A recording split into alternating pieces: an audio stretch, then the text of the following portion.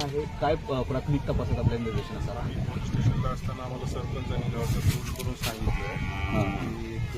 लक्ष्मण जाधव नावाची इसम तुमच्या घरामध्ये हँग झालेले आहेत आणि तुमचा मुलगा आणि पत्नी बेडवर झोपले नाही सावरले त्यामुळे आम्ही अर्जंट आलो इकडून पाहिजे त्याने आम्ही कट केलं होतं तिथून ते आपण दरवाजा लक्ष्मण जाधव या हँग झालेले होते गळफास लावून घेतलं होतं आणि त्याची पत्नी आणि मुलगा बेड झोपलेले होते तोंडातून फेस येत होता म्हणजे याच्यातून प्राथमिक अंदाज असा येतो की त्यांनी पॉयझन घेतलेलं होतं